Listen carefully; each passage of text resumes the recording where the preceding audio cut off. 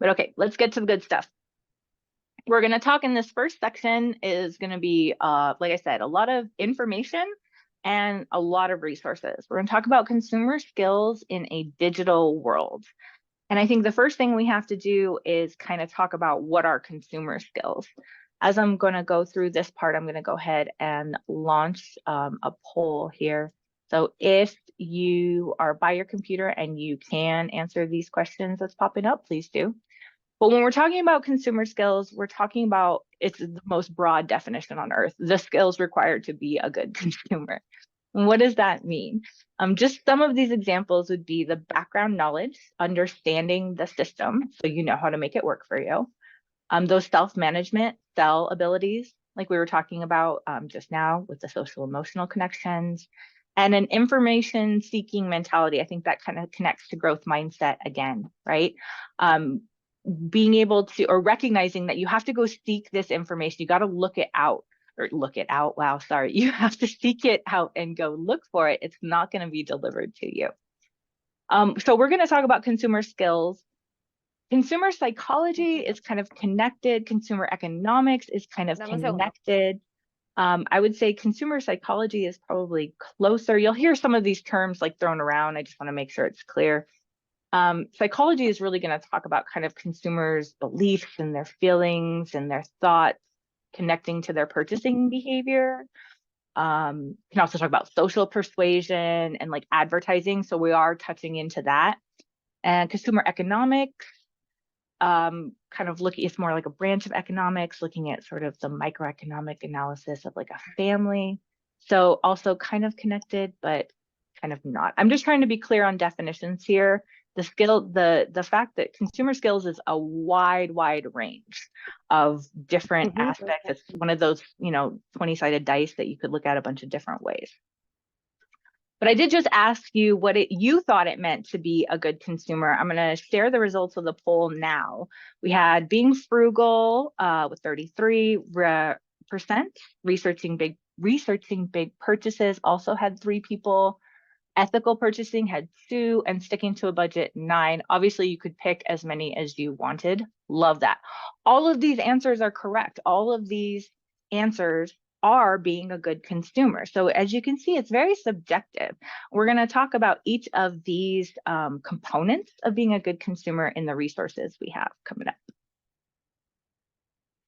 So the first thing that I have to share with you about consumer skills, I could do an entire presentation on data mining and protecting your personal information and how companies are collecting our information through various social media and online shopping sites and targeting us. But we're really just not going to dive into that today.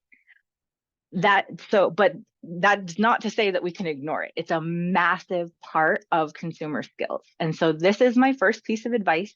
It does not come with a lesson. It's just something that we should all know and our students have to know. If the service is free, you are the product. And when I say you, I mean your information is the product. There is no such thing as a free lunch in economics, and there is no such thing as a free trial in real life. No matter what we use, what service, what platform, what add-on, if it is free, you are the product. Every point system, every loyalty reward system is designed to take your information. And that is in part to encourage you to spend more. So that is the first thing I'm going to say. I say it all the time. If the service is free, you are the product. Just do remember that, please. Next piece of advice, and this connects beautifully to number 1. Social media is designed to encourage spending.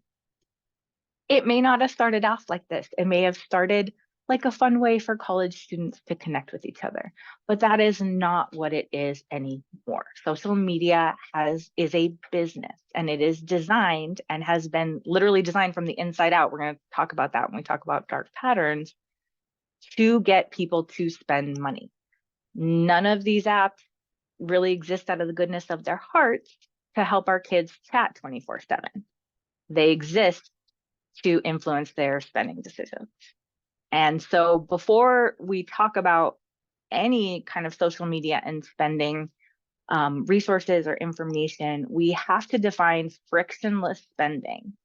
And frictionless spending is the world our kids are growing up in, and it really connects to that value of a dollar conversation that I was talking about earlier. So frictionless spending is can be in person, it can be online, but it's any time that any of the barriers of the buying process have been minimized or removed. So version 1.0 of that, and I mean, raise your hand, you don't really have to, but raise your hand if you have any of these or use any of these: a mobile wallet, a contactless card payment. I was practicing this earlier with my lady, and I was saying, I actually have a credit card that only exists on my phone because I have an Apple card and they don't even send out physical cards. If you have an auto renewing subscription, if you've ever done an in-app payment or used one-click purchasing, you're using frictionless spending, right? Katie, you're with me. I get it. I'm the same. So why did we do this? Where did this come from? I mean, I don't know about you guys, but I wrote a check for my first apartment, like rental deposit. So how did we get now to not touching anything to spend money? For the buyer, it's quicker. And we ran into this thing called cognitive strain, which I don't know about you, but how many pins and passwords do you have to remember? A lot, right? In the world we live in. So people were running into cognitive strain, particularly online when they're having to check out, which meant sellers needed to make this a more efficient transaction, needed to make it quicker and easier for their customers. Frictionless spending also does give us more flexibility and freedom. Oops, I forgot my wallet, but I can still pay for these groceries because my debit card is loaded onto my phone. So anytime that we're loading or saving that card information onto a tablet or any kind of digital device, phone, computer, that's your mobile wallet situation. That's the definition of that. And now there are pros though for the seller too. For businesses, they can get a higher cart conversion with frictionless spending or less abandoned carts. If we're talking about online spending, abandoned carts is pretty common. I have been known to fill a cart or two just for fun and then log off. But with frictionless spending, that's less likely to happen for the business. And in person, the efficiency, the fact that you don't necessarily have to talk to a person if you're at the grocery store and you're using the self-checkout, that lead to greater customer satisfaction and repeat purchases, which is really the overarching goal. Version 2.0 of frictionless spending, it's hard to read. I know that article screen cap is kind of small, but we're looking at faster, more personalized, and anticipating needs through augmented reality. Michael Kors was actually the first brand to test augmented reality enabled ads within the Facebook news feed.